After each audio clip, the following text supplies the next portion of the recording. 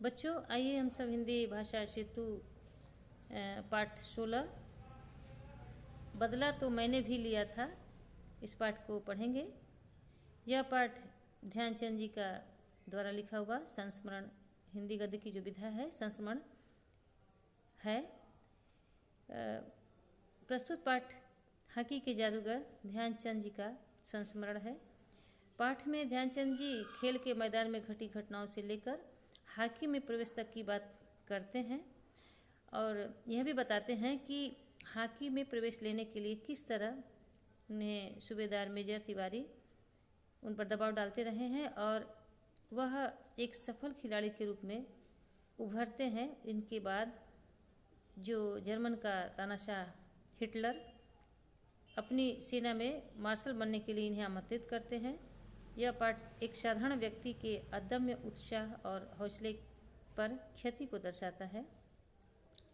तो ध्यानचंद जी का लिखा हुआ यह संस्मरण है, अपनी स्वयं की घटनाओं को बताते हैं कि कैसे वो इस खेल के क्षेत्र में आए और इन्हें कैसे उत्साह और खेल का जो जागरूकता या खेल के प्रति जो भाव साहस था, इसके बाद इन्हें किस तरह भारत का स्वर्ण पदक मिला और इन्हें किस तरह से इतना बड़ा उपलब्धि हासिल हुआ। तो आइए पढ़ते हैं पाठ को। खेल के मैदान में आए दिन धक्का मुक्की और मारधाड़ की घटनाएं होती रहती हैं। खेल में तो यह सब चलता ही है। जिन दिनों हम खेला करते थे उन दिनों भी यह चलता था। तो आइए मैं आज आपको अपने जीवन की एक दिलचस्प घटना सुनाता हूँ। लेखक बताते हैं कि प्रायः खेल में एक दूसरे के प्रति प्रतिद्वंदिता या एक दूसरे के प्रति झगड़ा लड़ाई या ये मारधाड़ की भावना होता ही रहे। तो इनके समय में भी ये ऐसा ही माहौल था कि जब ये खेलते थे तो भी ऐसा ही माहौल था। अपनी इस घटना को ये बताते हैं कि मेरे साथ क्या हुआ। इस घटना को बताते हैं कि सन 1933 की बात है। उन दिनों मैं पंजाब रेजिमेंट की ओर से खेला करता था। एक दिन पंजाब रेजिमेंट और सैम्पर्स एंड माइनर्स टीम के बीच मुकाबला हो रहा था। माइनर्स टीम के खिलाड़ी मुझसे गेंद छीनने की बहुत कोशिश करते, लेकिन उनकी हर कोशिश बेकार हो जाती। इतने में एक खिलाड़ी ने गुस्से से आकर हॉकी मेरे सिर पर मार दी, यानी हॉकी इन ध्यानचंद के सर पर दे मारा और मुझे मैदान से बाहर ले जाया गया। चोट लगने के बाद, हॉकी से चोट लगने के बाद इन्हें मैदान से बाहर ले गया और थोड़ी देर बाद में मलहम पट्टी बांधकर फिर मैदान में इन्हें ले आया गया। ये मतलब आ पहुँचे। आते ही मैंने उन खिलाड़ी की पीठ पर हाथ रखकर कहा कि तुम चिंता मत करो, मैं इसका बदला ज़रूर लूँगा।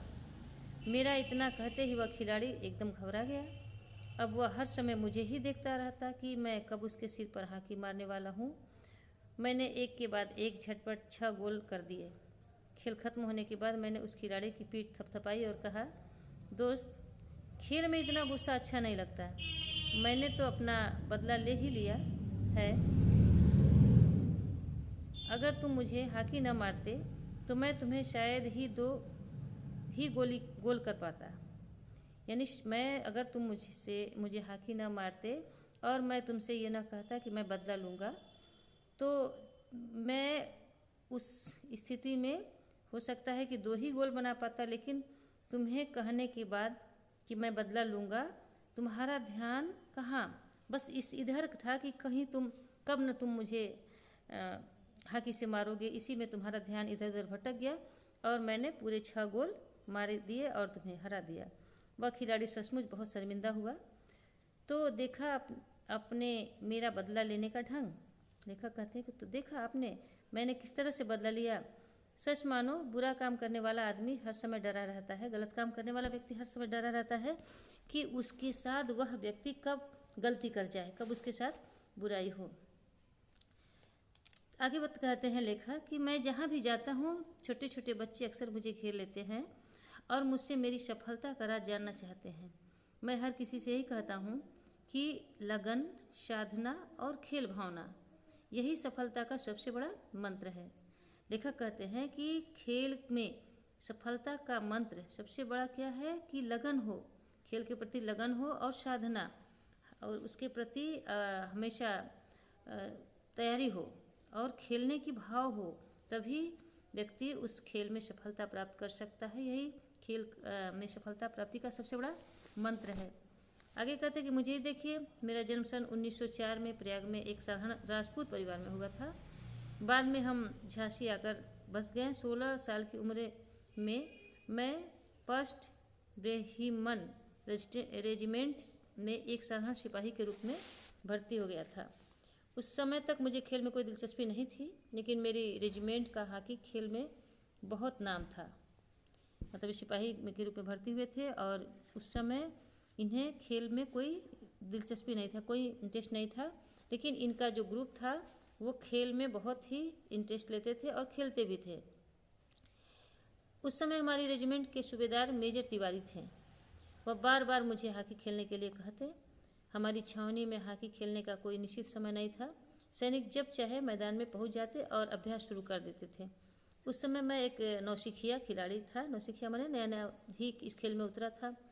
जैसे जैसे मेरे खेल में निखार आता गया, वैसे वैसे मुझे तरक्की भी मिलती गई। सन 1936 में बर्लिन ओलंपिक में मुझे टीम का कप्तान बनाया गया। उस समय मैं सेना में लॉस नायक था। बर्लिन ओलंपिक में लोग मेरे हॉकी खेलने का ढंग से इतने प्रभावित हुए कि उन्होंने मुझे हॉकी का जादूगर कहना शुरू कर दिया। इसका मतलब यह नहीं कि सारे गोल मैं खुद करता था। मेरी तो हमेशा यह कोशिश रहती थी कि मैं गेंद को गोल के पास ले जाकर अपने किसी साथी खिलाड़ी को दे दूं। लेखक कहते हैं कि मुझे हॉकी का जादूगर नाम मिला, लेकिन ये नहीं था कि सारा जीत मेरे ही द्वारा होता था, बल्कि मैं यह चाहता था कि गेंद को उस तरफ ले जाऊं कि ये और खिलाड़ी भी इसे गोल कर सके, ताकि उसे गोल करने का श्रेय भी मिले। अपनी इस खेल भावना के कारण मैं हिटलर तक का दिल जीत लिया था। मतलब इनके खेल के प्रति जो भावना थी, प्राय लोगों के खेल में ये होता है कि मैं ही जीतूं, मेरा ही नाम शोहरत हो। मतलब खेल का एक ग्रुप हो, अगर मैं जीतूं तो मेरा ग्रुप जीता, लेकिन ये भावना बहुत कम लोगों के अंदर होती है कि जीत मेरे ग्रुप का हो। लोग अपने ही शोहरत पाने के लिए लगे रहते हैं। तो ये लेखक कहते हैं कि मेरी इस खेल की जो ये निस्वार्थ भावना था, इसके कारण हिटलर भी प्रभावित हुए थे। लोग कहते हैं कि उसने अपने किसी अधिकारी से पूछा था कि यह खिलाड़ी भारतीय सेना में किस पद पर है। तो जब उससे मालूम हुआ कि मैं लॉस नायक हूँ, तो उसने अपने उस अधिकारी से कहा कि उससे कहो कि वह जर्मनी में आए, मैं उसे मार्शल बना दूंगा। बर्लिन ओलंपिक में हमें स्वर्ण पद तो मिला ही, लेकिन हिटलर ने भी अपनी ओर से मुझे एक पदक दिया। इससे बड़ा गौरव का क्षण किसी खिलाड़ी के लिए और क्या हो सकता है। लेखक कहते हैं कि खेलते समय मैं हमेशा इस बात का ध्यान रखता था कि हार या जीत मेरी नहीं, बल्कि पूरे देश की है। तो बच्चों, ये ध्यानचंद जी जो हॉकी के जादूगर कहे जाते हैं, उनके जीवन का यही था। खेल के प्रति उनकी जो भावना, जो साधना, लगन और खेल भावना बताते हैं, यही खेल का मूल मंत्र है। तो आप लोग भी जिस भी खेल में भाग लेते हैं, जिस भी गेम में आपको इंटरेस्ट है, उसमें यही भावना लगाकर, यही भावना के साथ यदि आप करेंगे तो अवश्य सफलता मिलेंगे। आप भी इतनी ही ऊंचाई तक पहुंच सकते हैं। आइए क्वेश्चन आंसर देखते हैं। मेजर ध्यानचंद किस खेल के जादूगर थे? तो क्या उत्तर होगा? हॉकी के जादूगर थे। दूसरा प्रश्न है, अपनी सेना में मार्शल बनने के लिए ध्यानचंद को किसने आमंत्रण भेजा था? तो उसका उत्तर है हिटलर ने। ध्यानचंद पहले किस टीम में खेलते थे? तो इसका उत्तर है पंजाब रेजिमेंट।